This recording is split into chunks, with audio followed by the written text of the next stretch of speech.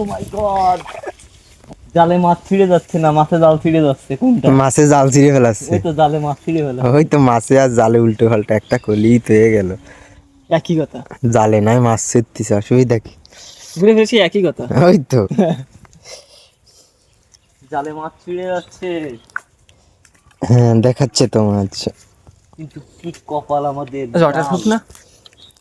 ও মাই god, এই হুম waterproof. মাছ কিন্তু উঠিছে দেখতেছো।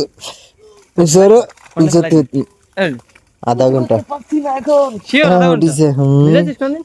না এদিকে বলছিস কেন? এসো। আমি বাগদা চিংড়ি উঠিছে বিশাল।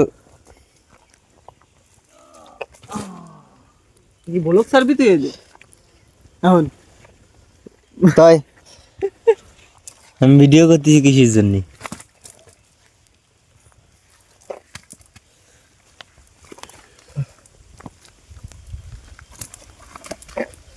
ছেড়ে দাও। এটা কি কদিন?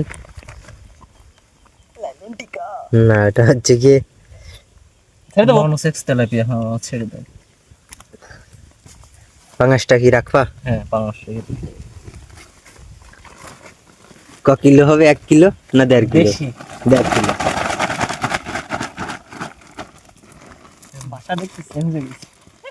আলি আলি তো আমার ইউটিউবে ভাইরাল। দেখেছো কত বড় বড় বাগদা চিংড়ি বছরে। ধর। রেখে দেবো? না না না না না, ছেড়ে দাও। এদিকে দে, যা ফেলাই দিলি ভালো রেখে দে। আরো আছে দুটি। তাহলে পুকুরে কয় টন মাছ আছে তা দেখছো? তা প্রায় 6-7 টন তো হবে। কি আলি? বেশি হবে। তুমি কিন্তু আলি নামেই সম্বোধনা পাইছো। এক না ভালো হবে। দেউডি আমার ঠাই দেব। প্রচুর না হয়, তেজ মেলা।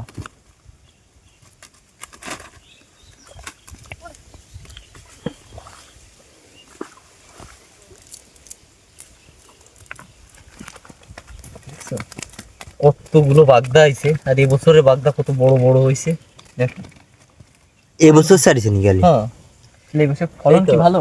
দাদা বাবু মরে যাওয়ার কয়দিন আগে এনে ছেড়ে দিয়ে গেছে, দেখেছো? সেই বাগদা এখন কত বড়, কত মানে আর 15 দিন পরে বিক্রি হবে।